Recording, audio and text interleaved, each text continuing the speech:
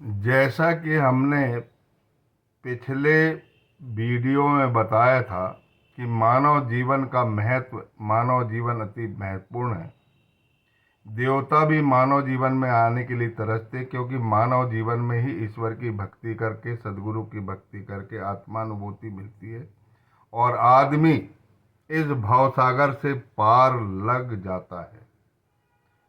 हमने ये बताया था कि महलसापति और तात्या कोते पाटिल और बाबा द्वारका माई में जब शयन करते थे तो वो आध्यात्मिक चर्चा करते थे, वार्तालाप करते थे। प्रभु को कैसे प्राप्त किया जाता है, कैसे सदगुरु का चिंतन किया जाता है, इन तमाम विषयों पर उन तीनों की चर्चा होती थी।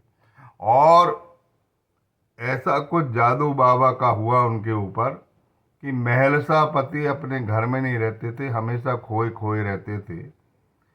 तात्या भी बाबा की खोज में रहता था, बाबा के साथ खिलवाड़ी करता था, उनके कांधे पे बैठता था, उनकी पीठ पे बैठ जाता था और बाबा के साथ भोजन भी करता था। और बैजा माई जो है बाबा को भोजन कराती थी और बार बार रोटी की भिक्षा देती थी। कभी उनके दर से साईनाथ महाराज खाली नहीं गए हैं। तो जब वो सोते थे, वार्तालाप करते थे, तो साईनाथ महाराज उनसे कहा करते थे कि देख भाऊ, अगर मुझे नींद लग जाती, देख भगत, अगर मुझे नींद लग गई तो मुझे जगा देना, कहीं मेरे हृदय का जाप न टूट जाए।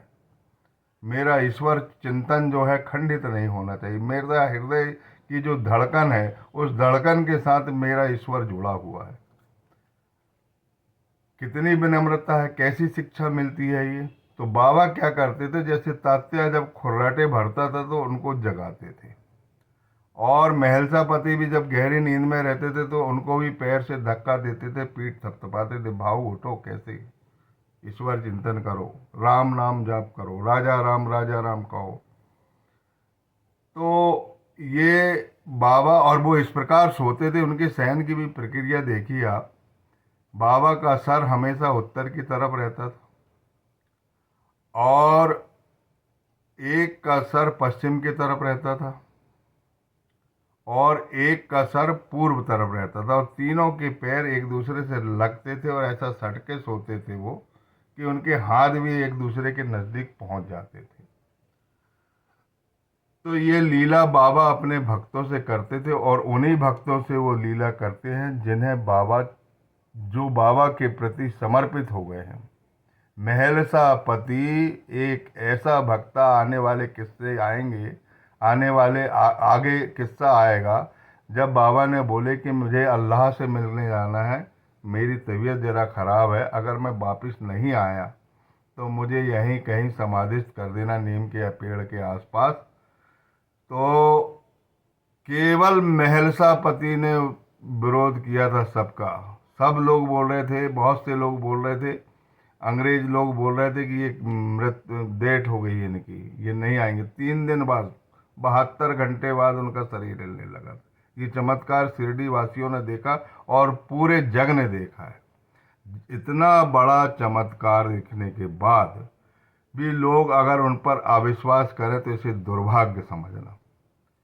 मैं जब भी उनकी द्वारका माई में जाता हूँ तो उनकी लालटेन देखता हूँ और उनकी लालटेन की रोशनी मुझे इतनी प्यारी लगती है कि आसमान के समस्त तारे एक साथ भी मिलकर ऐसी रोशनी नहीं दे सकते जो उनमें मिलती है। उनकी वो लालटेन नहीं है, वो वास्तव में रात्रि का सूर्य नारायण है जो सुबह सबको प्रकाश देता है, और समदर्शी है वो लालटेन। तो मेरा ये मतलब है कि मानव जीवन बहुत मुश्किल से मिलता है, भाग्य से मिलता है, और अपने भाग को सराहो और पल पल अपने सदगुरु के चिंतन में आत्मानुभूति प्राप्त करने के लिए लगे रहो। नहीं तो दोबारा ये जन्म नहीं मिलेंगे। देवता लोग भी इस जन्म के लिए तरसते हैं। सबसे मेरा निवेदन है कि पूर्ण भाव से, जिस प्रकार एक राजा खोए हुए राजकुमार के लिए बेचैन रहता है, उसी प्रकार आपको भी बेचैन रहना है अपने सदगुरु के लिए। जिस प्रकार एक लालची आदमी धन के लिए बेचैन रहता है, धन के लिए ललायित रहता है, उसी तरह आपको अपने धन, सब कुछ अपना, उसके लिए अपने को लालायित रहना चाहिए।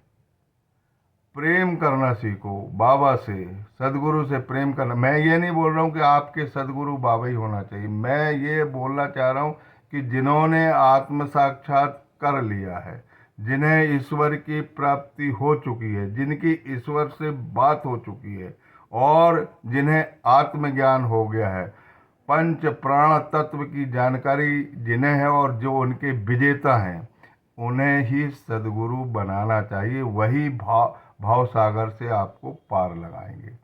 तो उनके चिंतन में रहो, वो आपकी मदद करेंगे। और मदद इसीलिए करेंगे कि जो सदगुरु है आपका, वो ईश्वर का प्रतिनिधि है, ईश्वर के काम में सहायता करने वाला है। और ईश्वर जो है वो अपराधियों को दंड देता है अपने स्वभाव में, लेकिन जो सदगुरु होते हैं, जो संत होते हैं, उनका स्वभाव मक्खन से भी कोमल होता है, मोम से भी कोमल होता, बहुत कोमल स्वभाव है उनका। म- पूरा सार है, माँ की करुणा का सार उनके हृदय में है, और वो पापियों को भी तार देते, चाहे कितना भी बड़ा पाप क्यों ना किया हो। अगर जो उनकी शरण में जाता है, वह, उसका मन और बुद्धि सब स्थिर होने लगती है, और पाप आप सब क्षीण होने लगते हैं, और वो आध्यात्मिक जगत की ओर प्रवेश करने लगता है। बोलिए सच्चिदानंद सदगुरु साईनाथ महाराज की जय।